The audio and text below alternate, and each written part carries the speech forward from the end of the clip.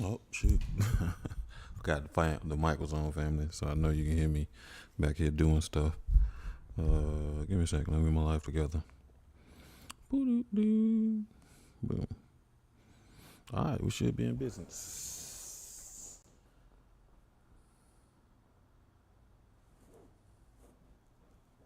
Oh, did I cut the music off? That makes sense. Like, why wasn't I here? Facebook is so delayed. It's almost interesting, to say the least. I'll be like 10 years behind. Okay, thank you. Oh, that's you over there, TikTok Liberty? Put some in them comments so I can start get sidetracked, start talking to you.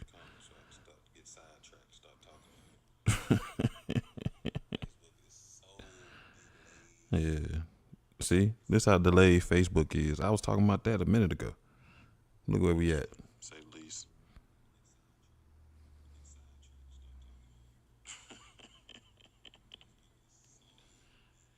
Yeah. See, this how delayed Facebook is. This is just now talking about when I said the Facebook delayed. So it's like minutes behind. Anyway, get some love from myself. All right. Well, is that you? Nope. Okay, hold on.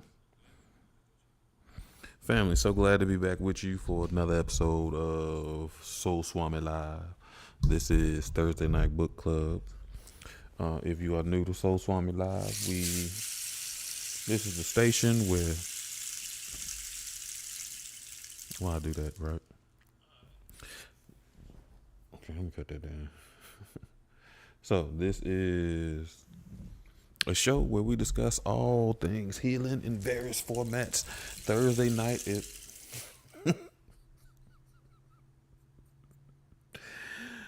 oh God, this is funny. I'm laughing at my rain sticker every time I move. It start rain sticking.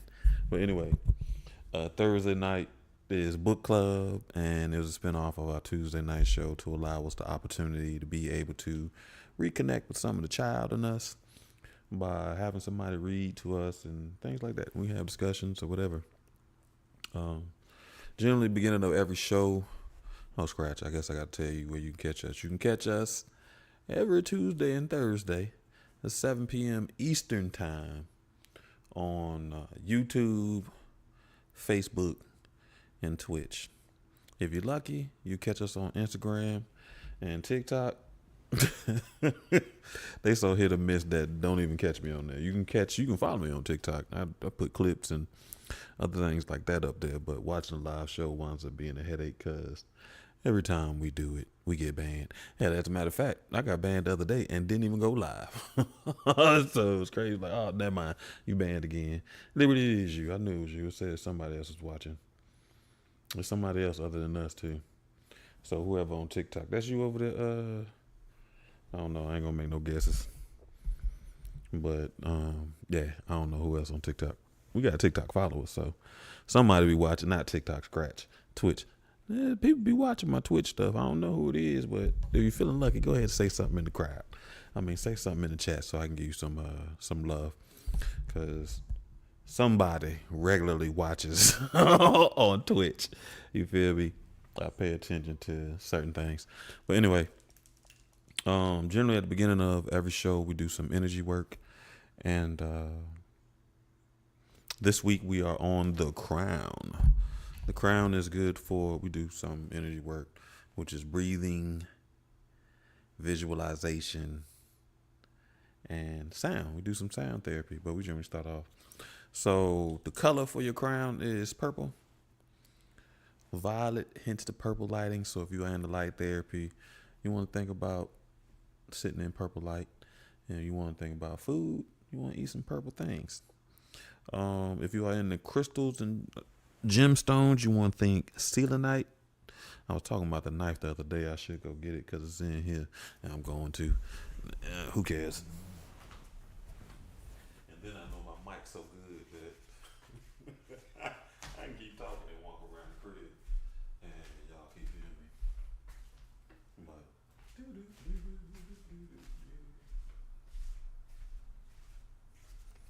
I just love my example of selenite. Like I said, I got a little block, which was funny, cause I ain't even finna lie to you. That block probably hot. It ain't no hot. It is hot. I felt like it was meant for me to be found, meant for me to find it. So I found it.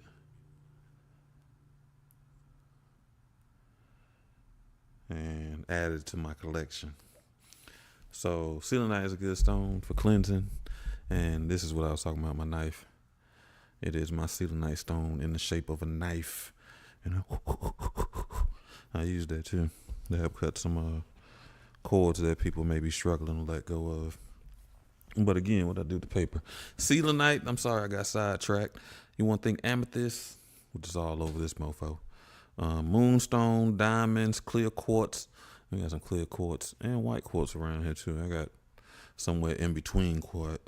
Yeah, pretty much all this around here except moonstone. If you are into essential oils, you want to think frankincense, rosewood, myrrh, sandalwood, lavender. That's what I got up in the corner. I don't know if y'all can see it in my background on the counter. You can't It look like little I got a vase back there. And it looked like little sticks just hanging out of it, but that is actually lavender plant, dried lavender plant that I have around here for calming, things like that. The crown is good for your consciousness, your sacral connection, and your spiritual connection, and sacred knowledge. You're connected to that knowledge that you just don't quite know how you know it, but you do. Liberty, I took your advice. Well, it's funny. I did take your advice, and then something you sent me helped me think about it too. So one thing that I've never done is like combine the sound therapy. So tonight we're gonna do a little bit of that. The bowl always get the bowl space. The bowl is a big dog, so the bowl get what the bowl get. When we start with the bowl, breathing exercise. What you think we should do? I'll do the bowl and we'll guess. If you got an idea, you don't know what breathing exercises are. We do 4-7-8, 3-6-9, 4-4-4. So pick one. Whatever your spirit go for. Just say that 3-6-9, 4-7-8, 4-4-4. I'm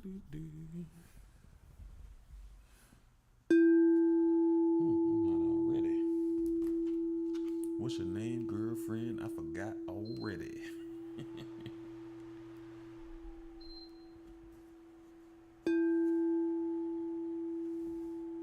All right. Let's see.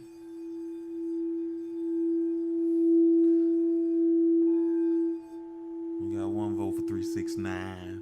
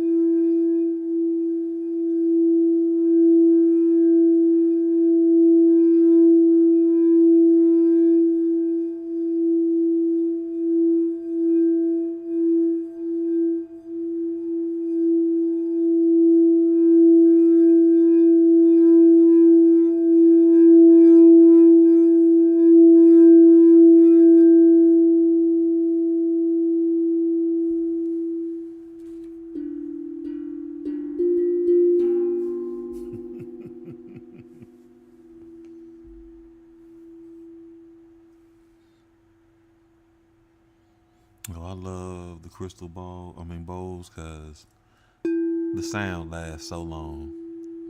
And I don't know how good this mic is. I think it's a great mic, but I don't know if it's still picking up the sound now. But it fades out so well.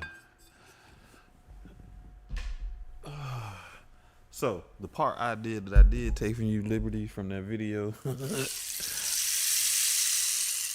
I don't never combine instruments. So we're gonna see how this go. I had a vision. And I was gonna use a little drum, but I don't know. I was just feeling the big drum today. And since it's purple, it fits with our whole crown thing. Get your mind right. I thought I told you. See, I'm torn. They having it. I ain't even gonna lie. I'll just tell y'all anyway. Glad we working on the crown. Cause they gonna have that versus. Was it No Limit? And Cash Money. And I do love that. Get your mind right.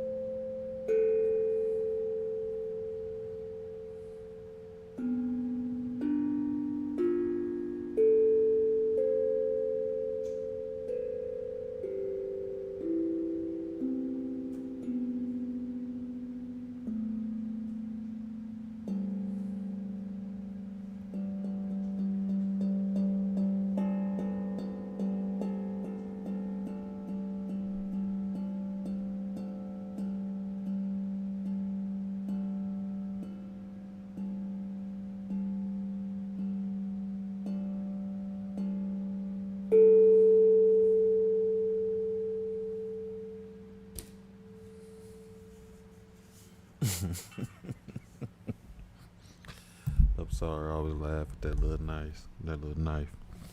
So yeah, thanks for your idea. Combining instruments.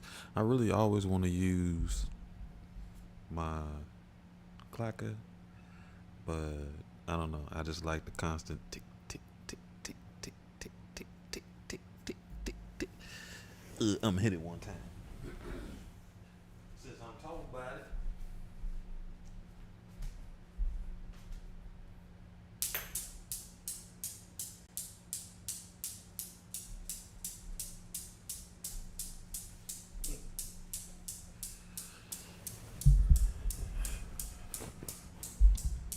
All right, family. So for our breathing exercise, we will do 3, 6, 9.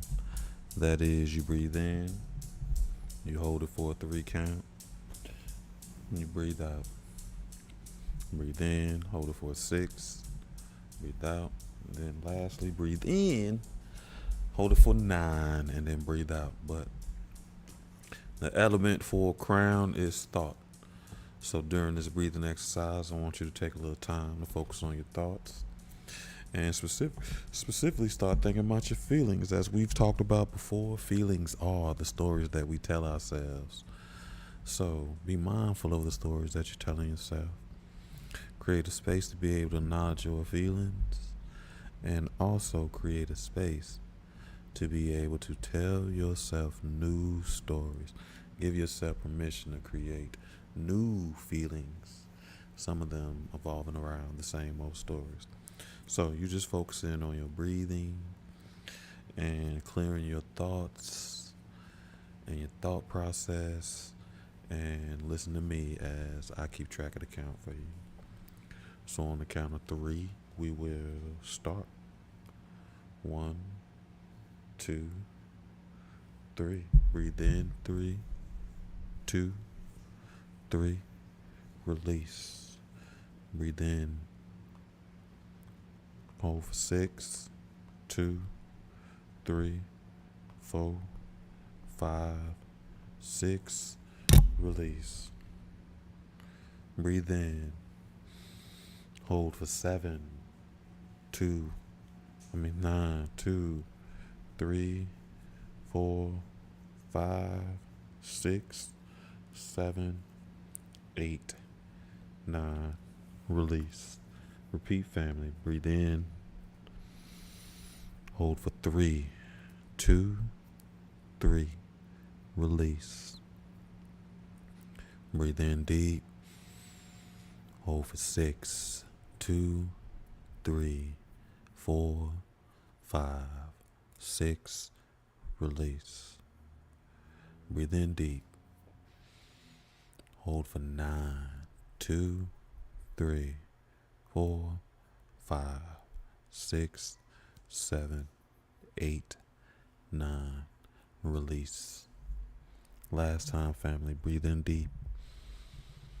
Hold for 3, 2, 3. Release.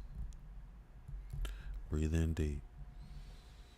Hold for 9, 6, 2, 3, 4, 5, 6. Release. Breathe in deep. Hold for 9, 2, 3, 4, 5, 6, 7, 8, 9. And release. Now, I want you to just take time, focusing on your thoughts again, clearing your thoughts, telling yourself new stories. And as you tell yourself these new stories, I want you to repeat these affirmations after me and include them in the new feelings that you create for yourselves. I am divine.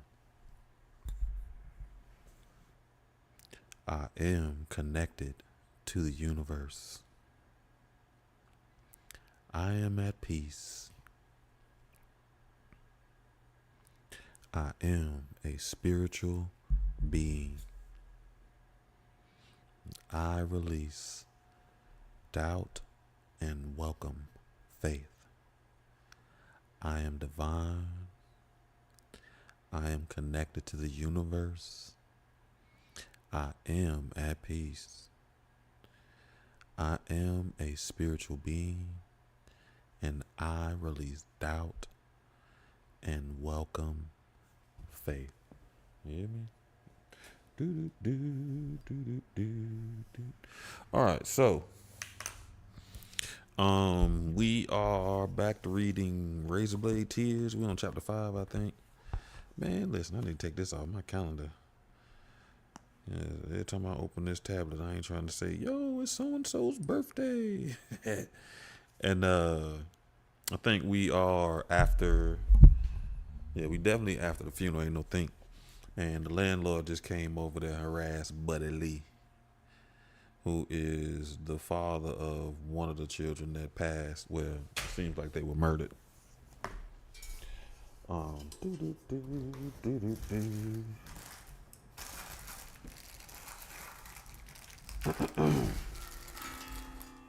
It also seems as though both fathers had interesting relationships with their sons, which is funny. I've been watching this show because their sons wound up being married. So it's two men, and their fathers had a tough time dealing with the sexuality of their sons. And then this winds up happening to their sons, and they're forced to, in their own way, redefine their relationships with their sons without the opportunity of being able to heal with their sons, which is interesting. So, we're after the landlord came harass Buddy about this rent. When Buddy was already barely holding it together. It's just funny stuff. Not funny. What time? K order S.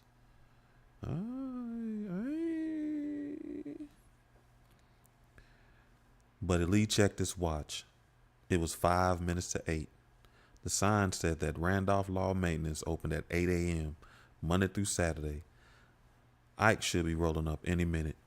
The AC in his truck wasn't much better than the AC in his trailer. The air blowing from the vents was tepid at best. The system needed a dose of Freon, but his electric bill was due this week. When it came down to having a working fridge at home or working AC in his truck, the fridge was going to win every time. Buddy Lee changed the station on his radio. Nobody played real country anymore. Just a bunch of baby shit, soft male models singing about bumping and grinding over steel guitar. A logging truck flew down the road past the gas station where Buddy Lee had parked his truck. Randolph Lawn Maintenance was housed in a single-story sheet metal warehouse across the road from Speedy Mart. Well, Speedy Mart is everywhere. And down the road from Red Hill Florist. Buddy Lee resided in Sharon County, which is about 15 miles from Red Hill. Buddy Lee thought it was funny his son and Ike's son had grown up only 20 minutes apart, but found each other in college. Life sends us down some strange roads on our way to destiny. He was about to go back in the gas station and get another cup of coffee when he saw a white dually truck pull up at the gate at Randolph's Lawn and Maintenance. The truck stopped, and Ike hopped out and opened the gate. He rolled the chain link fence out of the way and pulled into the parking lot. Buddy Lee watched him get out the truck again and into the building. As he climbed out of his own ramshack truck, he started coughing. He knew it was going to be bad. His esophagus felt like it was pulling like saltwater taffy. His lungs strained to force oxygen into his bloodstream. Buddy Lee gripped the steering wheel so tight, his knuckles went white. After 60 agonizing seconds, the cough subsided. He spit a wad of phlegm on the ground and jogged across the 2-lane highway that bisected the town. The inside of the warehouse was as sparse as a military barracks. A worn coffee table sat to the right of the entrance, buffed on one side by a metal folding chair and a threadbare leather love seat on the other. An old-fashioned glass-faced drink machine set against the left wall. Most of the slots in this machine were empty. There were three that weren't and had plain blue can that said cola on the front. On both walls, there were numerous posters advertising a wide variety of lawn and garden products. All the posters either promised to kill your grass or make your grass grow. A few suggested they would execute insects with extreme prejudice. The back wall of the lobby had a security window in the center with a door on the left. Ike was standing near the security window. A big key ring dangled from his finger. "Hey, Ike," Buddy Lee said.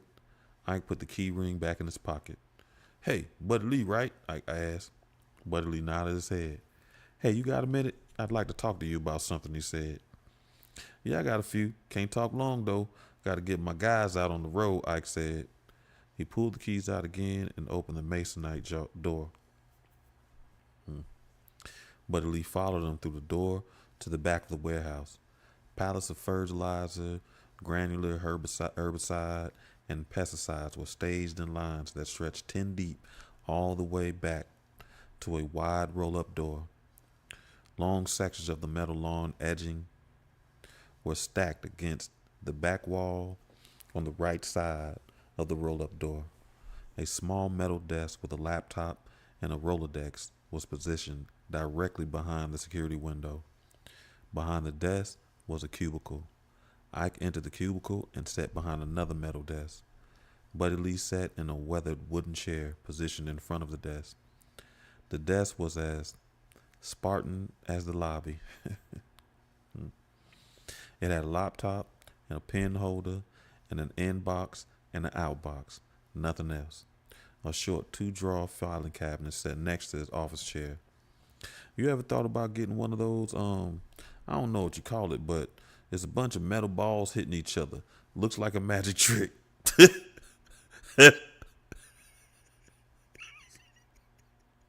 I'm sorry. This is so hilarious to me. This dude is sitting down asking about what I just did. I said, I just said, I've been wanting to use my click clacker, but I just ain't figured out. So I hit it one time and he asking him, why don't he have one of those on his desk? They ain't as fun on your desk. It's crazy because people get on your nerves just walking by and hitting it all the time. But it do work for staff. It breaks the monotony. You just don't want to put it on your desk. Put that thing somewhere else. "Oh, no," Ike said. But Buddy Lee stroked the scruff off his chin. The smell of sweat and cheap whiskey hung around him like a cloud. "It's 2 months today," he said. Ike crossed his arms across his massive chest. "Yeah, I know. How you been since the funeral and all?" Buddy Lee asked. Ike shrugged. "I don't know. Doing all right, I guess." "You heard anything from the cops?" "They called me once. Ain't heard nothing since." "Yeah, they called me once too. Didn't seem like they had much in the way of leads," Buddy Lee said. "I guess they working on it," Ike said. Buddy Lee ran his hands over his jeans. "I become a homebody in my old age. I go to work, then I go back to my trailer. In between, I kill a few cold ones. That's about it. If I can help it, I don't have nothing to do with the cops. But this morning, I got up at 6 and drove up to Richmond. I went by the police station and I asked for the detectives on the Derek Jenkins Isaiah Rudolph murder case. Do you know what they told me?" Buddy Lee said. A quiver ran through his voice. "No, I don't." Detective LaPlata said the case was currently inactive. No one knows anything, and if they do, they ain't talking. Buddy Lee said. He swallowed hard. "I don't know about you, but that don't sit right with me." Ike didn't respond. Buddy Lee rested his chin on his fist. "I see him in my dreams, Derek. The back of his head is busted wide open. His brains is beating like a heart. There's blood running down his face." "Stop." Buddy Lee blinked his eyes. "Sorry. It's just I kept thinking about what the cops said, that their friends won't talk to them. I can't say I blame them. I think we both know it can be dangerous to talk to Johnny Law," Buddy Lee said. "I ain't shocked it went inactive. They ain't making a priority out of two men like Isaiah and Derek, Ike said. Buddy Lee nodded. Yeah, I was never a fan of that gay shit, but I love my boy. I didn't show it all the time, and I was gone a lot, but I swear I loved him with everything in me, and I believe it. That's why I say love is an interesting thing, and it definitely needs to be attached to something else. So when people say love wouldn't do, I've seen a lot of things love do. Love can take you to your highest highs and your lowest lows.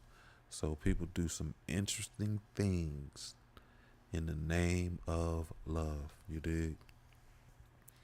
So I think you felt the same way about your boy. That's why I wanted to talk to you, Buddy Lee said. What did you want to talk about? Ike asked. Buddy Lee took a deep breath.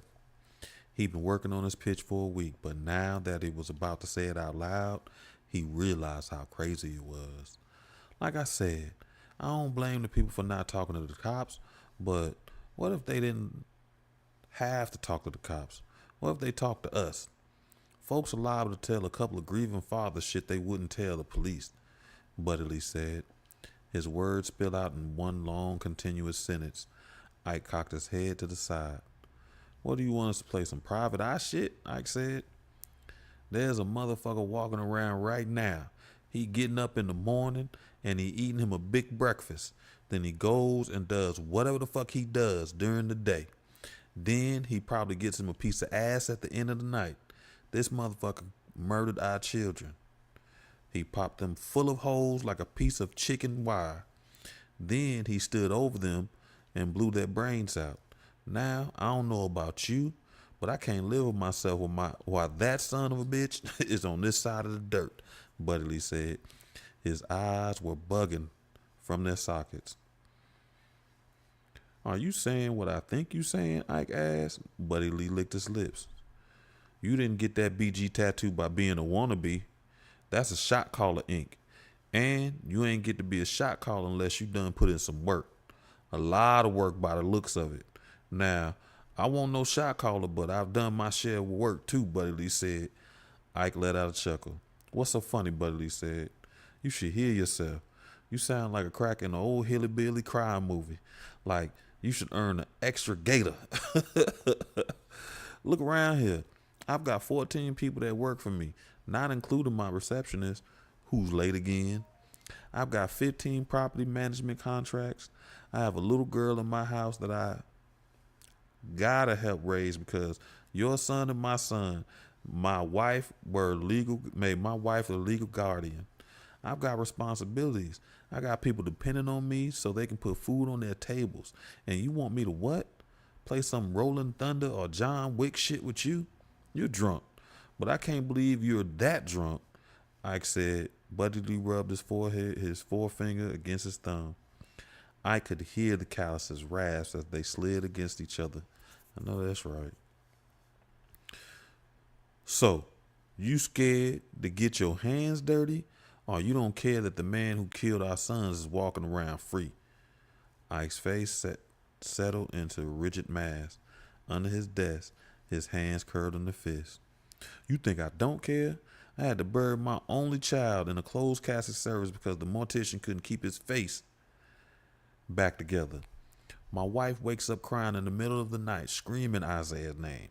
I look at his daughter and realize she won't remember what his voice sounded like. I wake up every morning and I go to bed every night praying he didn't go from this world hating me.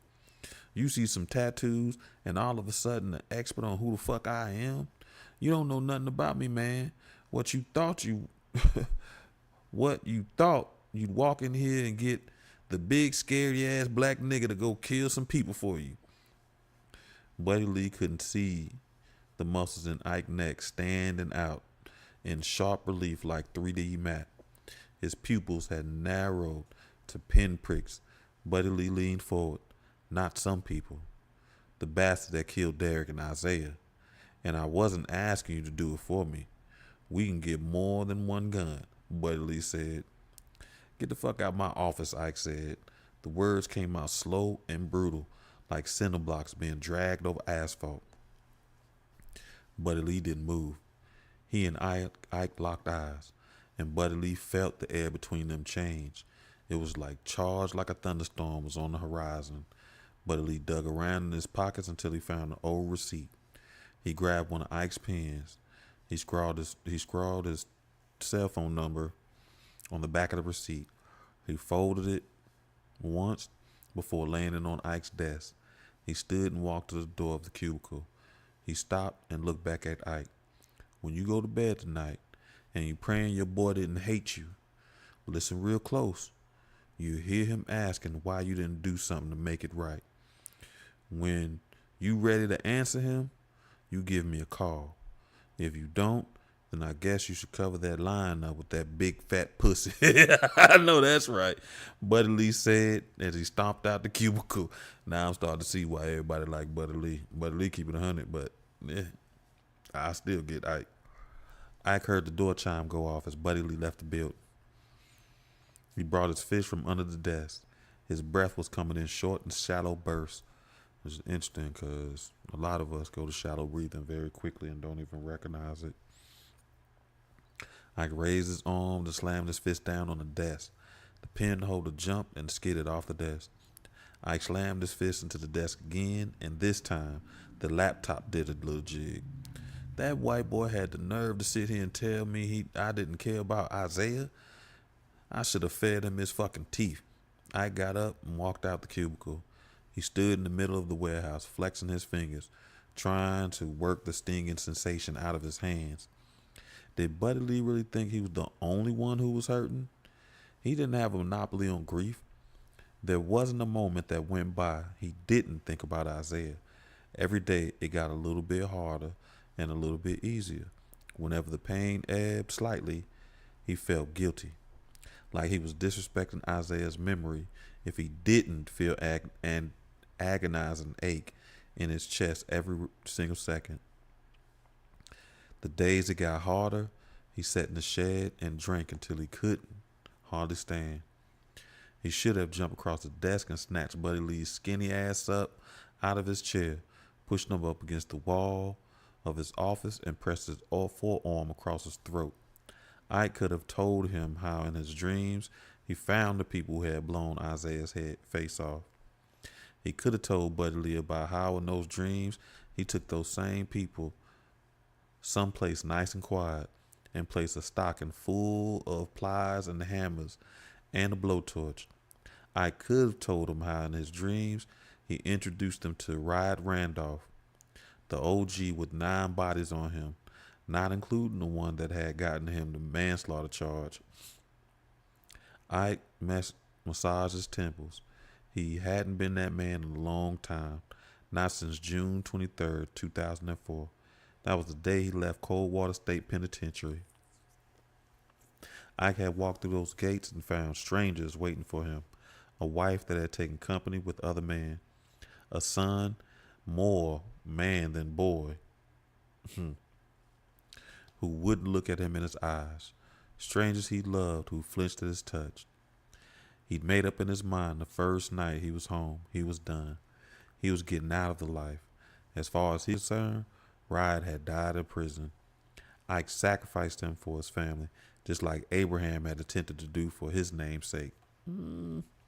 Which is an interesting story. At first, no one in town wanted to believe it. The first couple of months he was home, crackheads would still sidle up to him asking if he was holding.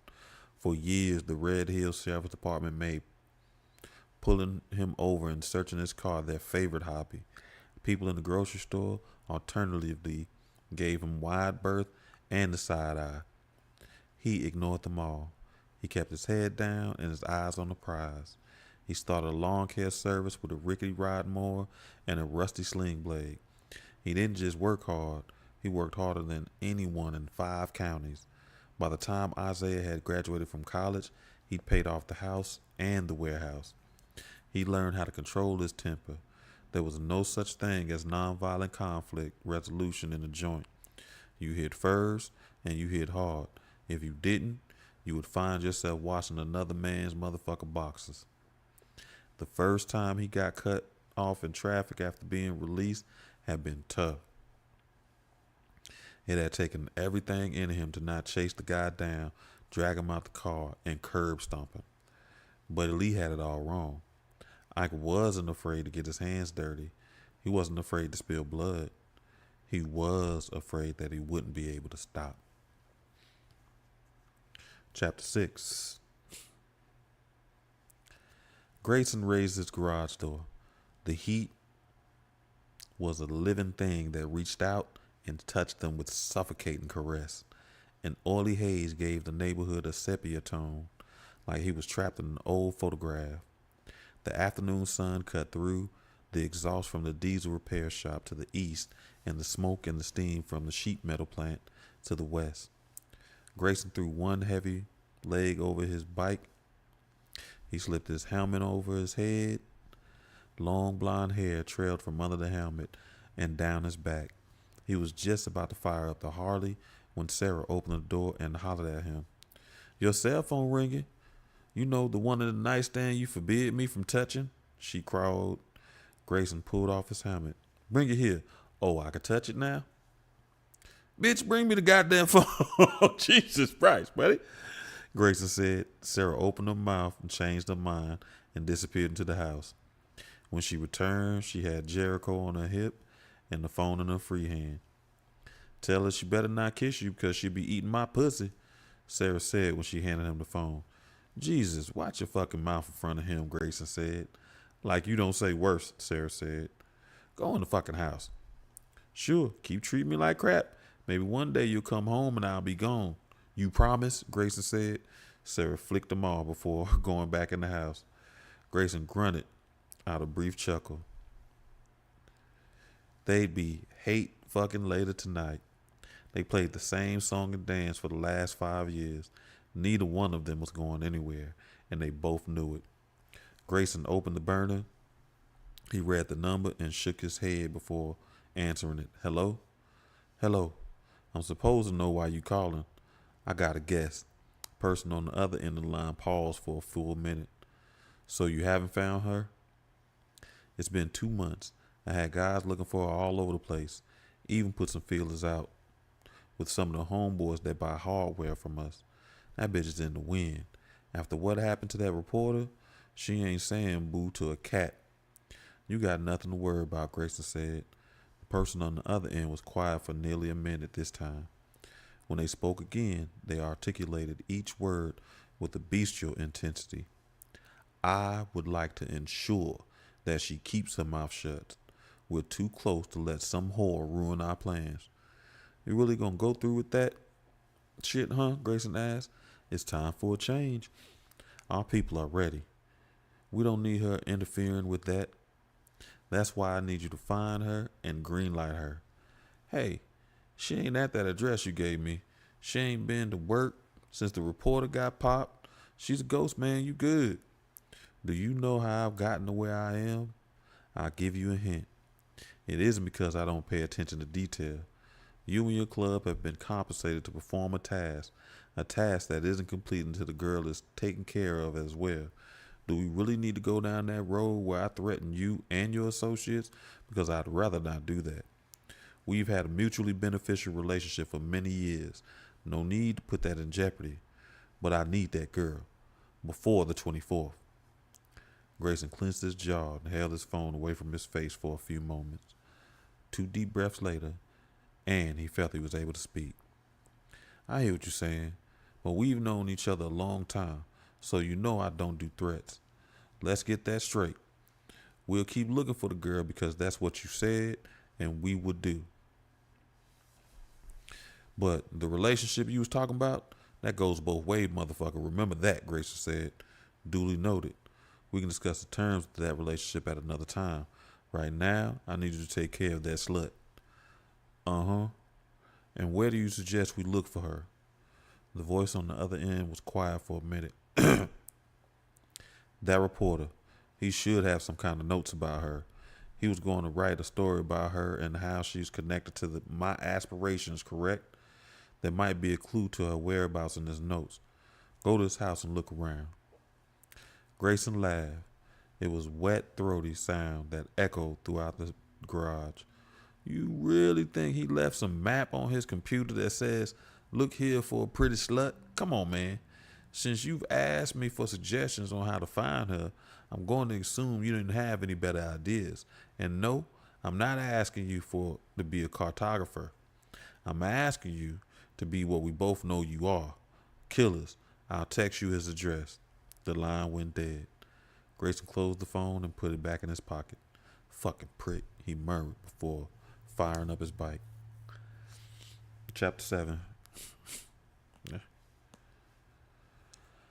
Ike took a bite of his pancakes, then sipped his coffee. Maya sat across the table with the Newport dangling from her lip as she read the paper. The smoke floated around her head like a gray halo. What you and Ariana gonna do today? Ike asked. Maya didn't look at him. I don't know. It's my last day off from the hospital, so I wanted to do something nice with her, but I can't think of anything, she said. Ike sipped his coffee again. He thought about a suggestion they go to King's Dominion, but he didn't want Maya to snap at him again. Lately, any input he had about Ariana was met with disdain. I'm sure you think of something, he said. Maya knocked some ash off a cigarette into a teacup she was using as an ashtray. I don't know. I can't seem to get my brain to work. Ike didn't touch that one.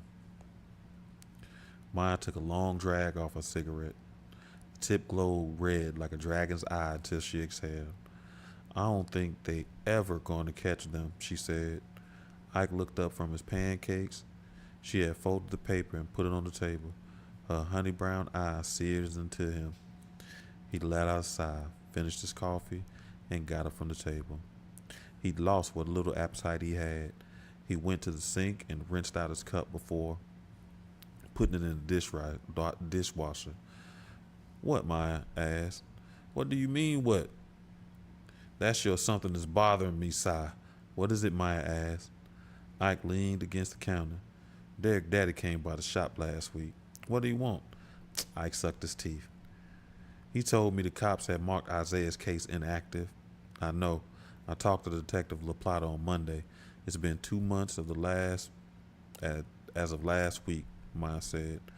Ike closed his eyes. He hadn't talked to LaPlata since the night before the funeral. He hadn't been out to the grave either. Well, Derek's dad thinks we should go looking for him, Ike said. Are you? Maya asked. What? Go looking for them? You know I can't do that. Why not? Maya asked. Ike worked his jaw. He listened to the ligaments pop. You know why? I made you and Isaiah a promise. If I go looking, I might find them. And if I find them, I'm going to kill them, he said. The words came out plain and without much inflection. She'd known him since she was 15 and she was 13. Maya knew he wasn't exaggerating. Ike waited for her to say something. Ike waited for her to say he couldn't do that. He stood there waiting for her to say, let the cops handle it. He waited and waited. The ice maker kicked in, breaking the silence. I'm going to go wake up Ariana now, Maya said finally. She stubbed out the cigarette in the teacup. She rose from the table, then slipped up the stairs. Ike watched her climb the stairs.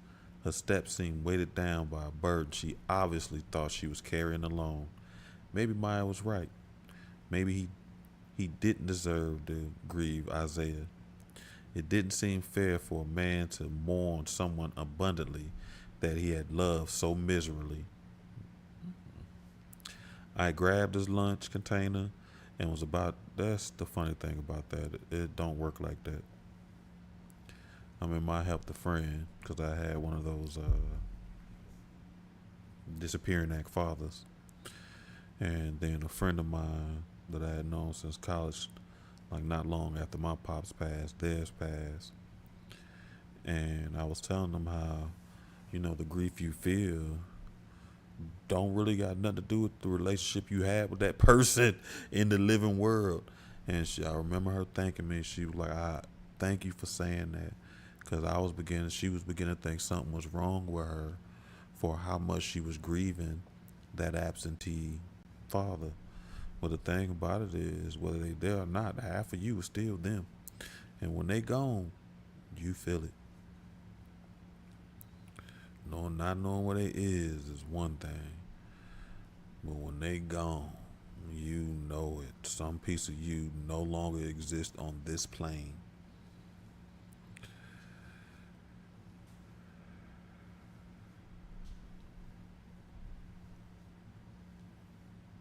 I grabbed his lunch container and was about to walk out the door when the cell phone vibrated in his pocket. He pulled it out and looked at the screen. He didn't immediately recognize the number, but it was his work phone, so he answered. Hello? Hello, Mr. Randolph. This is Kenneth D. Anden at Green Hill Memorial Cemetery. Yes, Ike said. Sir, I'm sorry to have to tell you this, but we've had a bit of a problem with your son's grave. The funeral home said everything was paid for. My son had set up arrangements, Ike said. No, sir, it's not about the payment. I'm afraid there's been some damage to your son's grave. What kind of damage? Ike asked. Sir, I think you should come down to the cemetery. I don't think this is something we should discuss on the phone, Kenneth said.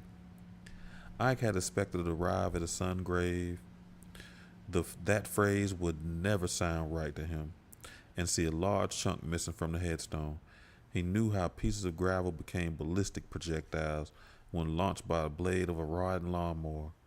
That was why he always had his guys bonded and insured. Perhaps he would see a chunk of grass missing, the result of an overzealous groundskeeper testing out a brand new weed trimmer. Ike worked in the dirt, who knew there were only so many ways to damage it. He hadn't expected anything like this. He and the manager were standing side by side at the foot of the grave. The manager was pale as the belly of a fish. His blonde hair was slicked back with so much product a fly wouldn't break his neck trying to land on it. He was sweating despite the AC in his office being on Arctic. That had been Ike's first indication that the issue with the grave was more extensive than he had first thought. Ike walked over to the headstone. It was a double stone with both Isaiah and Derek's name carved into the black granite. Someone had cracked it in two, probably with a sledgehammer. Once they had cracked it, they had decorated with their own views on homosexuality and interracial relationships. Dead, F word, N word, dead, N word, F word, lover. As sprayed on the two halves of the stone in neon green paint. They had also sprayed it on the grass over each grave. I can't tell you how sorry I am about this, Mr. Randolph. Of course, we replaced the headstone. The grass will be a little bit more difficult, Kenneth said. Dig it up and replace it with sod, Ike said. His voice sounded like a recording to him. Well, yes, I guess that is one solution, Kenneth said. I wanted the grass fixed today. Go ahead and move the stone now. My wife is supposed to be coming by today. I'll tell her one of your trucks ran into it. Yes, sir, of course. Again, I want to sincerely apologize. Green Hill accepts full responsibility for this unfortunate event, Kenneth said. He tried to smile sympathetically. I caught his eyes, and the smile died on his lips. Get the grass done today, Ike said. He started walking towards his truck, left the manager and his golf cart at the grave. He felt strange. He was well acquainted with its rage.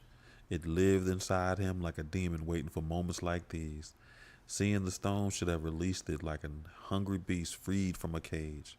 The familiar sensations associated with it weren't immediately present. His vision hadn't taken on a crimson sheen. His stomach wasn't doing yoga poses with his guts. Was this the numbness people talk about? That crippling feeling that took over your body when you were finally pushed beyond your limits? I got in his truck and dialed his office. Randolph Lawn Care and Landscaping, Jasmine speaking. How may I help you? Jazzy, go to my office. There's a receipt on my desk. On the back of it, there's a telephone number. Text me that number. Okay, good morning to you too, boss. Get the number, Jazzy, Ike said. All right, hey, you okay? You don't sound. Ike ended the call. I know that's right. Me and Buddy Lee about to put in his work. Can't bust him. Buddy Lee pulled in the parking lot of Sanders Grab and Go. He thought the name of the place didn't exactly match the actual layout. It was built like a Tasty Freeze or a Dairy Queen. There was an order window and a pickup window, both with plexiglass sliding door, but There was always a bunch of bright red picnic tables littered across the front of the building. Buddy Lee figured the name kind of fit. You could grab your food, then go to the table. Ike was sitting at Ike was sitting at one of the tables near the far end of the building. Buddy Lee put the truck in park and lopped over. Ike was eating from a red and white checkered paper container. He tore into that piece of fried fish, then took a sip of fountain drink. "Hey," he said after washing down his food. "I didn't think I'd be seeing you again," Buddy Lee said. "Have a seat," Ike said. Buddy Lee hesitated, then took a seat. He picked up a plastic menu from the tabletop and started perusing. "What's good here? I'm so hungry my stomach is hitting my backbone," Buddy Lee said. Ike pulled out his phone and sat on the table. "The catfish good. They got fried okra too. Don't mess with the cornbread. It's hard as a brick," Ike said. He took another sip of his drink. "It's funny because where they from, they all eat that shit. So what he offered them is something that white man eat all the time. So that's why it's always funny when they start talking about food, because we all eat that stuff. It's American food. If you invited me up here to apologize and telling me to get the fuck out your office, I accept." "I don't think either of us are in our right minds these days," Buddy Lee said without raising his head from the menu. "I'm not apologizing," Ike said. "All right, this is going to be an awkward date then." "Facts," Buddy Lee said. Ike wiped his hands on a thin brown napkin. He leaned on his forearms. "I need you to know everything I said the other day was true about being responsible. I built my business from scratch, from nothing. I'm proud of that. I worked hard every single day since I got out to make a good life for my wife, for my son," Ike said. He paused. The laughter of a group of teenagers 2 tables away filled the space, and the pause was made. "How you become a landscaper anyway? No offense, but you don't strike me as a flower lover," Buddy Lee said, his head still buried in the menu. Ike looked down at his hands, at his tattoo. Some white boys in the truck with a lift kit so high they probably need a ladder to get in the damn thing, and a Confederate flag decal in the back window rode through the parking lot. They left a trail of black smoke in their wake. Took it up inside. They had classes on it. It got me out of my cell. When they cut me loose, I'd realize I'd give me space on the outside. Nobody wants to make small talk when it's 100 degrees and you got a pole saw in your hands, Ike said. The Confederate boys parked their truck. They got out and walked to the order window. One of them gave Ike a look, something in his eyes he didn't like, and quickly looked away. It got to where after a few years I started thinking it's why I was put here. You know how they say everybody good at something, right? But planting flowers and trimming shrubs, that shit ain't what I'm here for. That's not what I'm good at. Not really, Ike said. Buddy Lee raised his head. "You ain't called me because the catfish here is good, did you?" Buddy Lee asked. Ike pulled his phone out of his pocket and placed it on the table. "When was the last time you were at the graves?" Buddy Lee put the menu aside. "I was planning on going this week, but work got crazy. I mean, shit, man. I haven't been since the funeral," Buddy Lee said. Ike touched his phone screen and slid across the table. Buddy Lee closed his menu. He picked up the phone and stared at the screen. "What the fuck is this?" he said. "What it look like?" "The motherfuckers who killed our boys went and pissed all over their graves," Ike said. Buddy Lee slid the phone back to Ike. He ran his tongue across his bottom lip. "You think the punks who killed them did that? Who else would do it? Isaiah and Derek weren't famous. Nobody would know where they were different just by reading their headstones," Ike said. He drummed his fingers on the table. Buddy Lee hunched forward and leaned across the table. "Let me guess. Now you're ready to do something about this," he said. Ike thought he heard a hint of sarcasm in his voice. "I was all set to let the police handle this, even though I know they probably wouldn't find out who did it. I was willing to let those motherfuckers get away with it because the promise I had made to my wife and my son was more important than getting even. But then they had to go and fuck up his grave. And it was like I realized What good is the promise if my son is dead and my wife looks at me like she wishes I was the one in the ground? It's like you said, that cracked up headstone is my boy asking me, what the fuck am I going to do about this? Very good question. But he hit him with that shit too. He had closed his eyes. Isaiah's face floated up from the depths of his memories. Isaiah at 4 hours old, at 7 when Ike had started his bid, at 16 when he had gotten his driver's license, at 27 on the slab of the funeral home with most of his head blown away. He almost believed that line of bull he fed Buddy Lee. I would have been beautiful if Isaiah had sent him a ghostly message from the beyond. But Ike didn't believe in that fairy tale paradise in the sky. His boy was dead. He would be dead longer than he was even alive. And the truth was, deep down inside, Ike had always been afraid it would come to this. Maybe subconsciously, he wanted a reason to break his oath. In that case, the tombstone was just a convenient catalyst, an unexpected means to an end.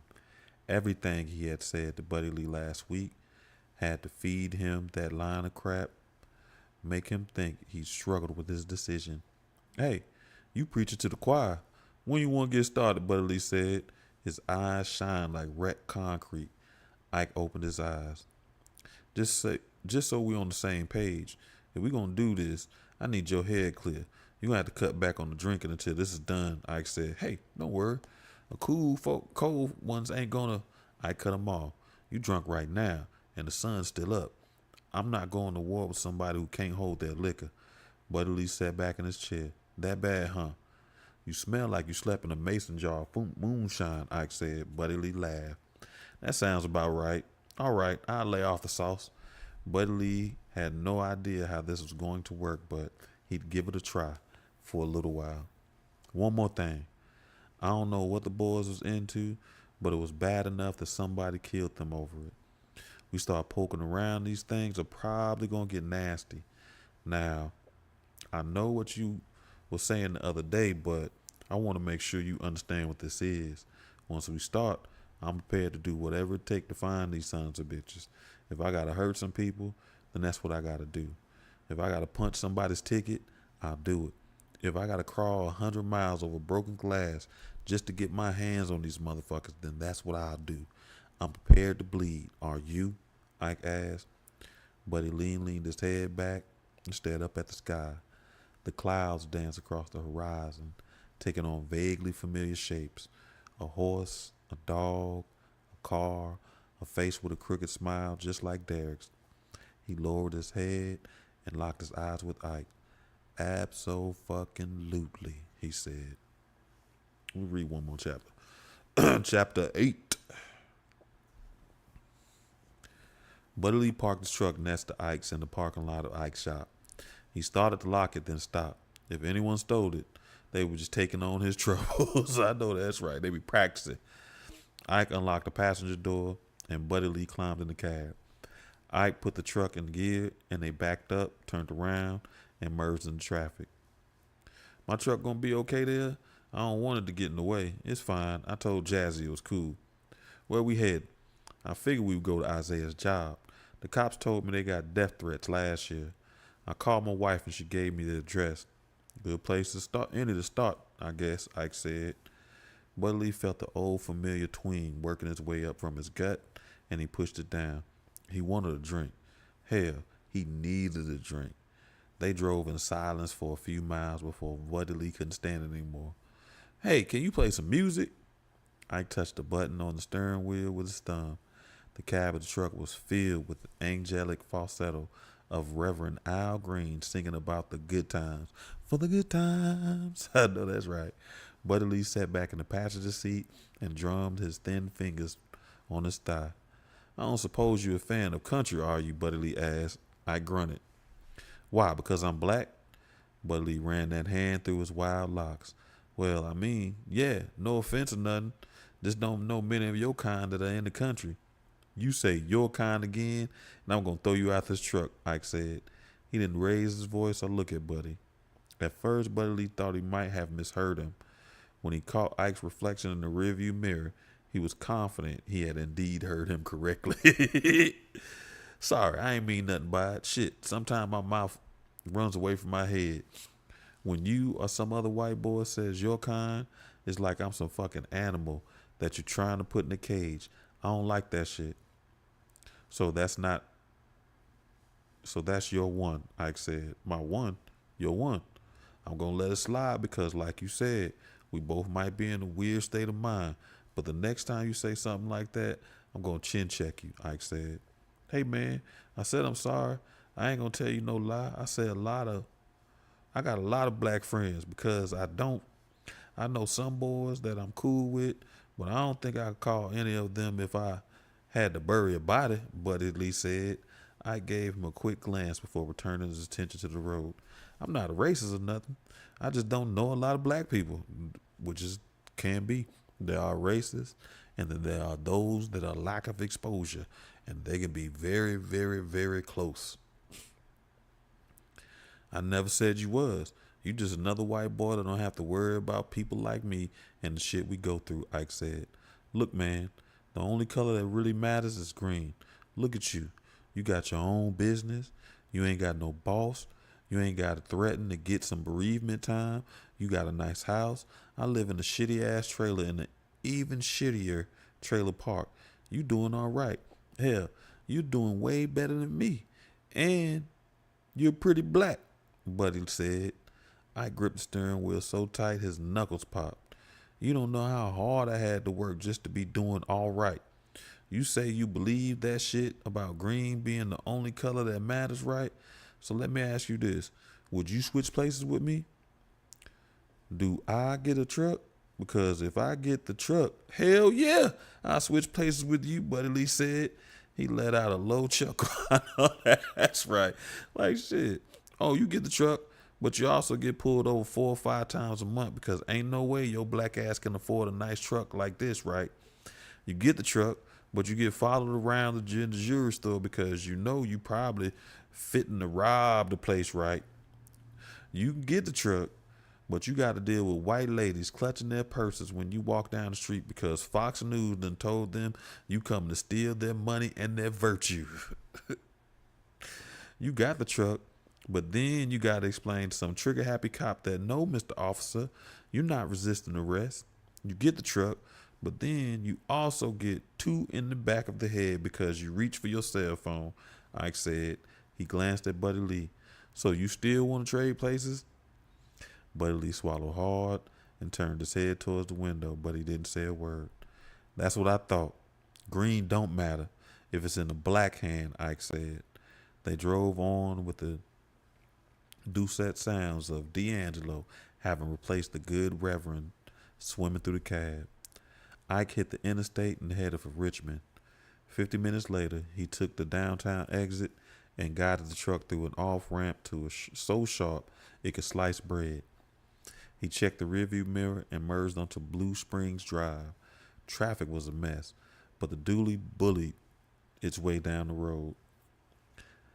Ike hated driving in the city. The narrow streets made him feel like he was in a rat. Man, this is funny, because the streets is narrow in the country. Nah, man. Ugh. The GPS said they were 200 feet from their destination.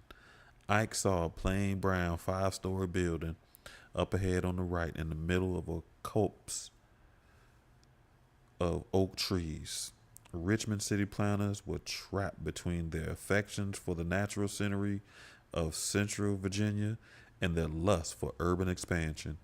The R.C. Johnson building sat next to those two competing sensibilities. Ike pulled into the parking lot and shut off the truck. The engine let out a death rattle, then was silent. Ike hopped out and Buddy Lee followed him. The heavy glass doors of the office building squealed when they opened them. The lobby was a time capsule from the 80s. Alabaster models with electric neon lips stared at them from portraits on both walls. Chairs designed with strange geometry were scattered throughout the lobby area. A black pegboard with white letters served as the directory. The Rainbow Review is on the 3rd floor, Ike said. Yeah, that sounds pretty gay. Buddy Lee said, I cut his eyes sideways. Man, you can't be mad, man. He right. They're like, come on, man. I mean, I'm glad it's a book because I was like, yo, you can't make this up, man. Your two gay sons work for some shit called the Rainbow Review. That makes sense. What's his name? A hater. Ike's the hater, man. For real, for real. Yeah, I thought that was ironic too. That as we read and he bring up that D'Angelo, they listen to D'Angelo in the truck and he just passed the other day, and something that's been kind of interesting about that I seen.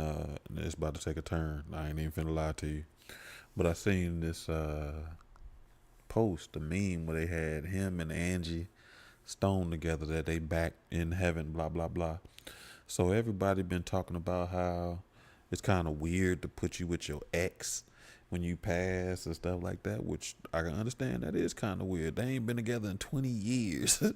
like, like, why you gonna put me with somebody? Like, I get we share a kid, but we ain't been together in 20 years. But the thing that's been most interesting about it is how old she was when they met and how he was when they met.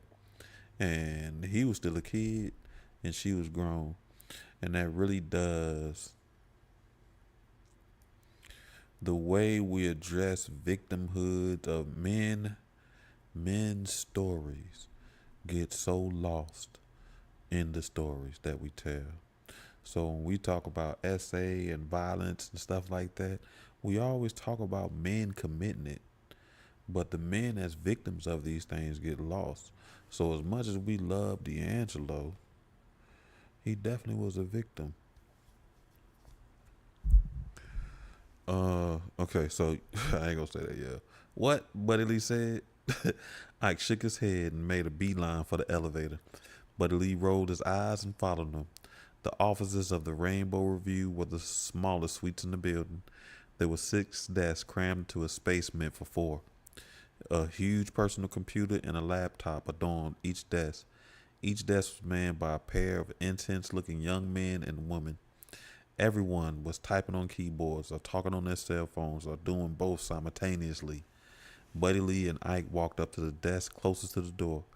A red-haired bearded man and a dreadlocked black woman had put their heads together and were conferring about an image on the tablet. The man raised his head. Do we need to move our cars again? What? Ike said. You guys are from the lawn care company, right? The bearded man asked. Ike sighed. He was still wearing his work gear. Randolph Lawn and Maintenance was and was all over his shirt pocket. And Blade, I could know. Can we do a little later? We're kind of busy here. The woman with the dreadlocks said. Hey, Redbeard. We ain't the lawn crew, Buddy Lee said. I know that's right. Buddy Lee keep it simple. Hey, Redbeard, we ain't the lawn crew. That got Redbeard's attention. Excuse me, Redbeard asked. You heard him, Ike said. Redbeard's face started to match his hair. Just what do you want, he said. Are you the boss here? Excuse me. Buddy Lee asked, but the man ignored him. The woman with the dress responded. No, he isn't. I'm Amelia Watkins. I'm the managing editor. What can I do for you gentlemen? Amelia said. She was studying their faces, but Buddy Lee noticed her left hand was under her desk. Before you pull that heater, we ain't here for no trouble, he said. Amelia pursed her lips. So you say. It's a dangerous time to be a journalist, especially if you work for a nonprofit that focuses on LGBTQ community. She said she already had the piece up under it. Buddy Lee on point. I ain't paying attention to nothing. He seen. Like, before you pull out that pole, let me go ahead and let you know. Her voice was deep and vibrant. It made Buddy Lee think of a blues singer he'd heard in Austin years ago. I'm Ike Randolph. This here is Buddy Lee Jenkins, Ike said. Amelia stood and walked around her desk. She was nearly as tall as Ike, but slim and toned. Her dreads fell to the small of her bite. You're Isaiah's father, Yes, I am. And Buddy is Derek's father. Is there someplace we can talk? Sure, let's go downstairs to the coffee shop. Amelia took her coffee black and drank it fast. Buddy Lee wished he had some whiskey to pour in his cup. Ike didn't get anything. Amelia's crumpled up the coffee cup and tossed it in the wastebasket 4 feet away. It swished through the air and into the wastebasket. Nothing but net. You play ball? Ike asked. Isn't that just too cliched? The lesbian plays balls. But yeah, I like to play. I went to college on a scholarship. So then why you gonna be a turd? And it's true. Isaiah could ball, Ike said. Yeah, he had a wicked outside shot. I could never figure out how he could be that way and be so good at sports, Ike said. Amelia laughed, but it was bereft of mirth. You think because he was gay he should have been knitting scarves? Ike drummed his fingers on the table. I don't know. I never could. I didn't understand why he was just like that. It caused problems between us. I know. He told me, Amelia said. He did? Ike asked. We traded coming out stories when we first came on board. You and my dad would have gotten along famously. You both think our sexuality is something that has to be explained. It isn't. It's just who we are. It wasn't Isaiah being gay that caused the problems between the two of you. It was how you dealt with it or didn't deal with it that caused the problems, Amelia said. Ike blinked hard. It wasn't that simple. Amelia shrugged. If you say so. At least you still spoke to Isaiah. My dad hasn't talked to me since my junior year in high school, Amelia said. No offense, but we ain't here for a therapy session. We want to ask you about a death threat his boys got last year, Buddy Lee said. Ike stares daggers at him, but Buddy Lee just shrugged. Like, for real, we ain't here for all that bullshit. We here for a reason. And he over here stuck in his emotions like, yeah, I don't know. They need each other. Oh yeah, the Blue Anarchists, Amelia said. The what, Buddy Lee? The Blue Anarchists, a bunch of extreme progressives who favor throwing bottles and Molotov cocktails over constructive discourse. I think they are just a bunch of overprivileged hipster assholes jumping on the next subservient bandwagon. Back when I was in school, they would have been a golf, Amelia said. Don't sound like you took them too seriously, Ike said. Amelia opened her hands and shimmied her shoulders. They were pissed because Isaiah wrote a piece calling them out on their transphobia and bullshit rhetoric. We all thought it was just them blowing off some steam, but we reported it anyway. Better safe than sorry, Amelia said. So you don't think they could have done it, Buddy Lee? My gut said no, but who knows? People are crazy these days. We're working on a piece right now by Isaiah, Derek, and all the queer people that have been murdered so far this year. There's a lot of that going on, Buddy Lee asked. Murders of gay and bisexual men are up 400% since last year. It seemed like somebody made hatred hip again, Amelia said. Where do these blue anarchists hang out? Ike asked. Amelia motioned for the waitress. A young Asian woman brought her another cup. Their headquarters about a head shop in Glen Allen. I can give you the address. Listen, I'm pretty sure they're just a bunch of spoiled kids, Amelia said. How do you get their address? Ike asked. They mailed Isaiah their threat. These kids are all about keeping it vintage. That's why she say they hipsters. They out here mailing. It's because it's vintage. Well, we just want to talk to them. We're kind of looking into what happened to our boys. The cops think that their trail has gone cold. They say you and the rest of their friends won't talk to them. I can't say I blame you. I hate those fuckers, Buddy Lee said. Amelia squeezed herself. I noticed the striations in her arms and shoulders when she did. It wasn't an unappealing sight. It isn't that we won't talk to them, speaking for myself. I don't know anything. Isaiah didn't tell us about any kind of story he was working on, Ike asked. No, typically our stories aren't the kind that can get you killed. Being black and gay usually does a pretty good job of that, Amelia said. Buddy Lee studied the ceiling tiles. Do you think it was a random hate crime? Ike asked. Amelia sipped her coffee. She took a long time to answer. No, I don't know what it was about, but I don't think it was something random, she said finally. All right, I guess we better get that address. Hey, don't hurt those kids, okay? Amelia asked. I cocked his head to the right. What makes you think we'd hurt them? I can see your tattoos, Amelia said. Well, ma'am, you ain't got nothing to worry about. We just told old man asking questions about what happened to they boys. We're as harmless as a couple of old hound dogs sitting on a porch, Buddy Lee said. Buddy Lee quick with it. Amelia laughed.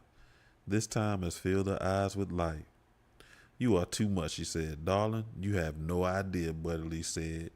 Ike shook his head and let out a sigh. Like, Ike, you need Buddy Lee. Buddy Lee quick. He quit. Don't worry about it. We harmless. We ain't gonna do nothing. Right, I definitely need to drink some water. And I got some drink over here. And normally, I take a pause in the middle of the show to take a drink, but I've been dragging my feet.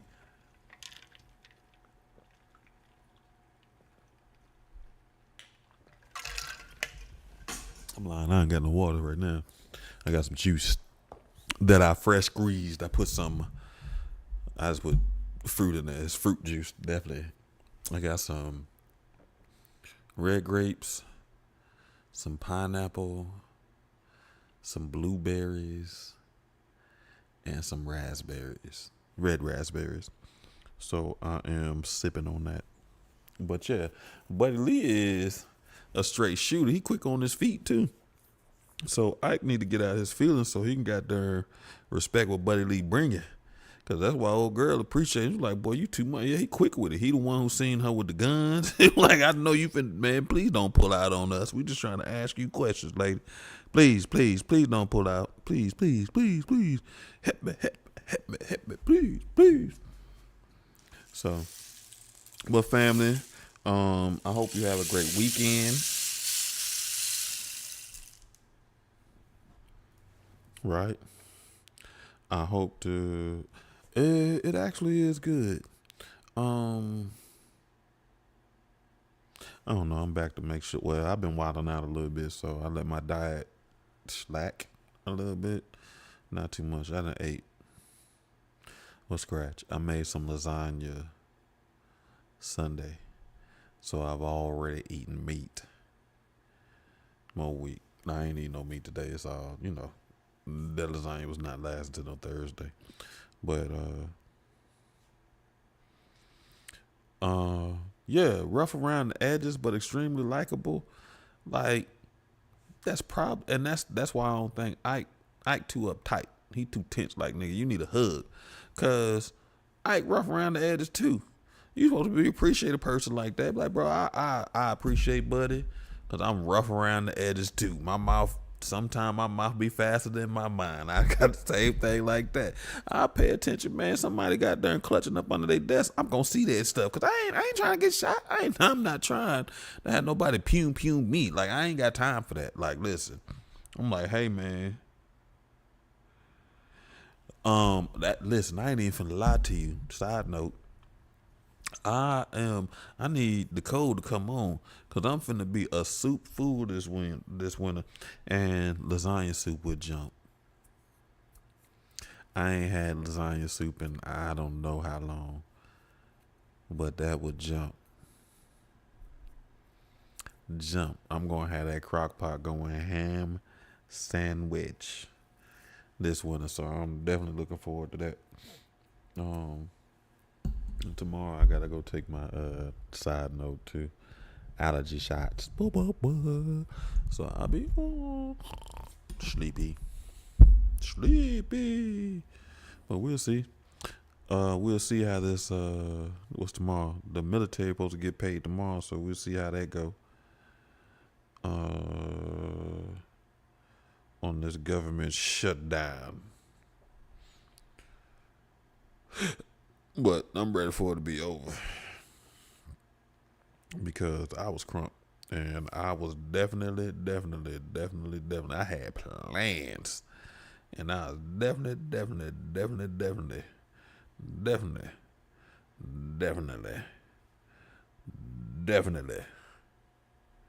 ready to hit that road.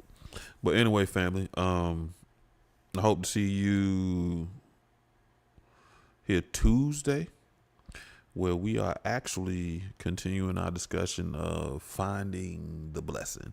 We've identified generational curses. We've broken them up into which one of our four bodies it affects: mental, spiritual, emotional, or physical body. And now we are drawing the direct connection again, because we only think it's a curse because we're focusing on the burden or the responsibility that comes along with the blessing.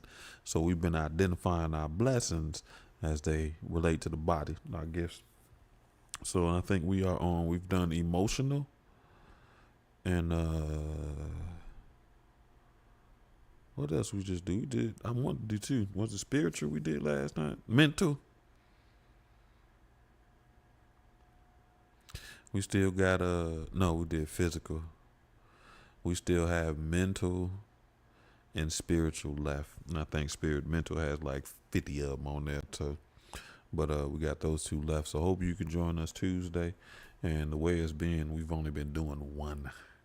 So I don't know which one of those I get to talk. Bloop, bloop, bloop. My gums get to bumping. And I get to talking because I don't be knowing what I'm going to say. But especially around that topic. But one thing that I do want to do when I get to talk is empower people to stop focusing so much on the curse, the burdens, the responsibilities, and begin to look at the blessings. So even when those burdens and those responsibilities, those emotions and feelings show up, you have the tools to give yourself new feelings, right? So be confident about that. If you can't make it Tuesday, I hope to see you here back Thursday. And if you do make it Tuesday, I still hope to see you back here Thursday as we continue reading Razorblade Tears by S.A. Cosby. I got it right, so I wouldn't say Crosby because I don't want you talking bad about me. Liberty. I'm not going to let you talk bad about me because I'll be messing up that man's name. But I appreciate you. Yeah, I think spiritual is next and mental is the last one. I think so too. And you know what's funny about the Finding the Blessing series? Because we started off on curses, some people really felt a certain way. Like, I understood their purpose, but I know they need a little bit of growth. So, one of the things that we do is talk about our relationship with words, right? And the person, all they was valid, you know what I mean? They just didn't understand the direction. And this is something I tell people. You don't always got to know where you're going. Sometimes doing the work makes things clear for you. So, but because we were started off with curses, they were kind of offended because they don't want to look at it as a curse and they want to be able to because you have the opportunity to change it. And I was like, yeah, that's where we're going. But you can't change shit that you have not identified. If you don't recognize the burden, if you don't recognize that the only reason why you see it as a curse is because it is a burden, the responsibility that comes along with your blessings, that too many as too much is what much is given, much is expected. Right. So, you know what I mean? So I think it's been good because one, we took the time to be able to identify generational curses instead of stop talking about it like some weirdo mystical thing in the sky. I'm like, well, these generational curses. I'm trying to break generational curse. What generational curses are you trying to break? People don't even know. Or they'll say the obvious ones like, well, I won't go to college. I won't be more education. And then they'll be like, well, I don't want to be no baby dada, baby mama. Right? But we recognize a lot of times those are just symptoms of the burden. You know what I mean? The curse they haven't even identified. And then when we got to identify, we had 25. So nobody is walking around talking about, yeah, we trying to break these 25 generational. Nobody, they didn't even know it was 25 that you could possibly pick. And we just stopped at 25 because there are more, right? And I ain't want to overwhelm them. So I think that's enough for us. But the best thing about it, like I said, it helps us to draw that direct connection to our gift. And we are so long of not functioning in our gifts that because we've out of alignment, that alone makes the burden feel even weightier, because we don't understand why we carry this burden. You don't understand why you got that burden because you don't understand your gift. You feel me? That gift, that's why they call it a gift and a curse. It ain't no curse. It's just a gift. And that gift comes with responsibilities and expectations. And instead of calling it a curse, we moving it to the burden, the responsibilities, the expectations, because those are things that we can actually adjust and change. You know what I mean? You start talking about it like a curse, it sounds like you gotta go get some witch. All I think about, curse from white man from town.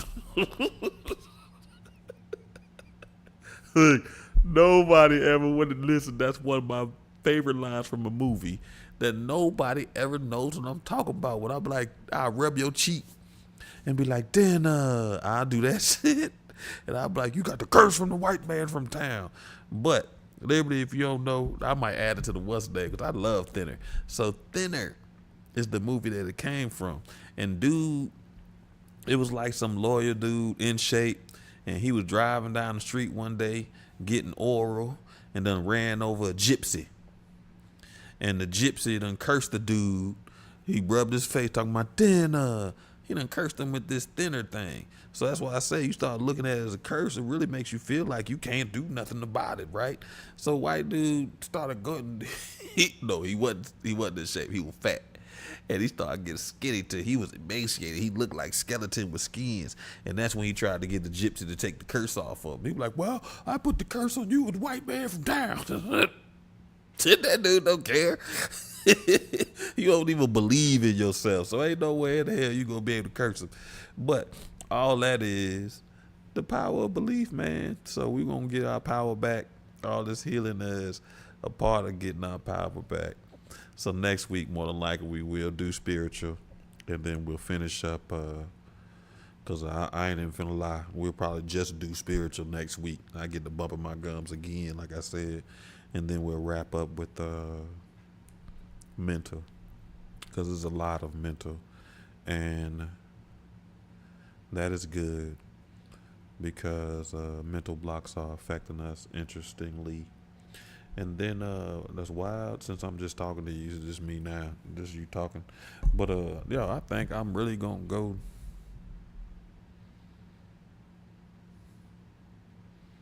and get tested for like ADHD or something like that, right? And I say the reason why I want to do that is because, you know, we learning all about these trauma responses, right? And we recognize our trauma responses. So I know I got trauma responses. I'm on this healing path. But there's a very, very, very thin line between trauma responses, right, and coping mechanisms for disabilities or something like that. And I know in my time when I was in school, you ain't get your kid labeled. And I don't blame no parents for not doing that when I was coming up. Because it was a death wish for your child. It was a death wish. Your kid will be on that. They'll never get no fair education. They're going to always be at the worst schools, the worst classrooms. They're going to get the worst of the worst, which is funny on why we here with the Department of Ed getting closed. Not just Department of Ed, but specifically the disability thing. So I know that we about to go back in time where getting those supports ain't as bad as it was. Like, so I get that. But yeah, I just want to make sure everything legit. And since we healing ourselves and loving yourself, it's really taking the time to find out a little bit more about yourself, prioritizing your feelings, your thoughts, and getting the things that you need to be able to be your best self, your most authentic self, right? So that's what we've been working on. But anyway, I rambled on a little bit. But family, I appreciate you. Instagram, if you talking, I ain't seen you. So, yeah, I told you. You might start joining Twitch. But I appreciate you, family. Um, I thank you for your time, your support. I thank you for everything you do. I help you. I appreciate the vulnerability, all the things you do to share and help build this space that is a healthy space for us to process and grow together. I hope you have a great weekend, and I hope you have a great start of the week until we meet again, family. Peace and gratitudes.